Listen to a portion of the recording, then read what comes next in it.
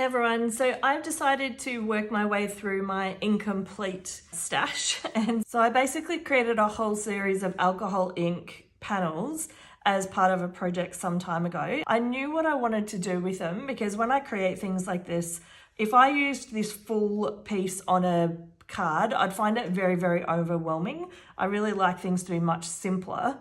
So what I've done is I've created them in lots of different color families, and then I have picked out my Pink Fresh Floral Squares die cuts. It's my intent to use a plain white A2 card base, so 5.5 by 4.25.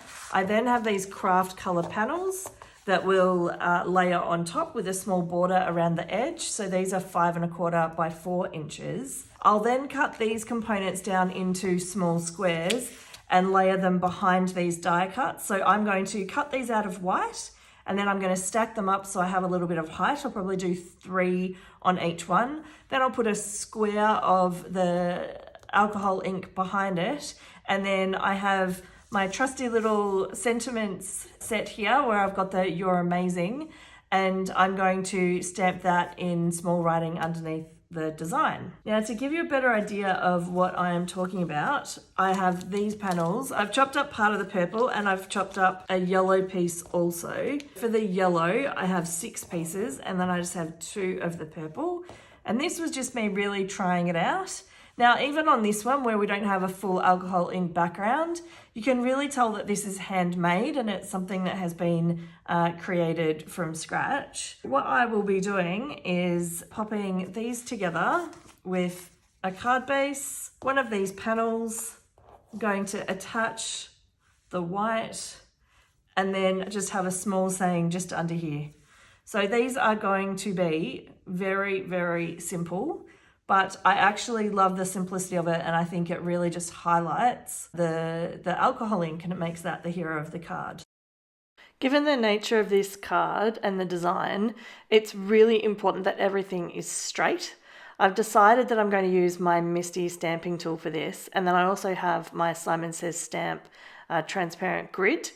That just helps you line up things on the front of a card or on the front of a panel.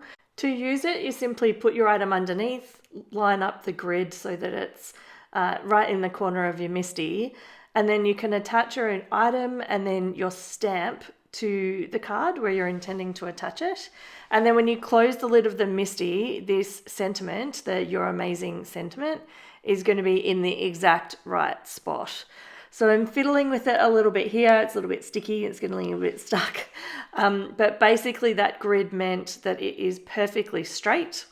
I decided that I would stamp all of the sentiments first, and then I would attach the decorative piece, so the alcohol ink part with the white die cuts.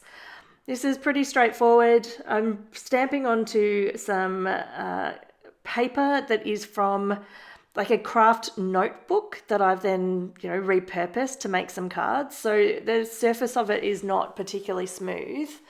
I managed to get a clean stamp on all but one of the cards. One of them I got a lot of blotches on the beginning of the sentiment, and you'll see later that I actually persist with the card and I just make a slight adjustment to cover up the error.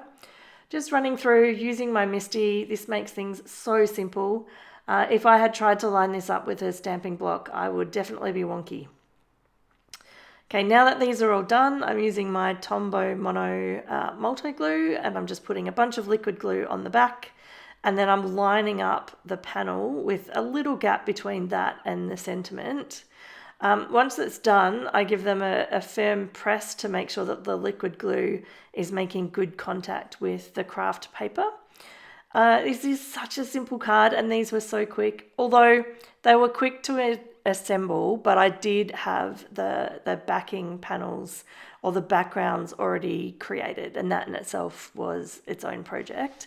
But you could do this with anything that you have in your stash. So I have a habit of making backgrounds and then being unsure what to do with them. If you have some that have a really, really bold pattern or design, then consider doing this, chopping it up so you have a piece of it I did line them up so that I got the most interesting parts of my alcohol ink background, but from each of the 5x7 panels I managed to create 6 cards. If I used the rest of what I had originally, I think I had 7, so that'd be another 42, and then 4 extras, so that'd be another 46. Normally you'd see me create all of those, but I decided to do that on another day, so just showing you how to put together the basics today.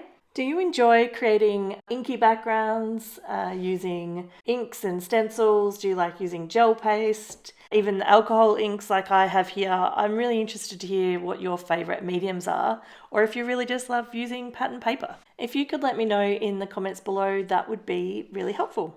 I've now completed the 8 cards. I have 6 of the yellow and I have 2 of the purple. And because I had an issue with the stamping of one of the sentiments, I've just popped a happy birthday straight over the top and no one can tell the difference. I have put a couple of links here to a couple of videos I think you might also enjoy. Have a great day.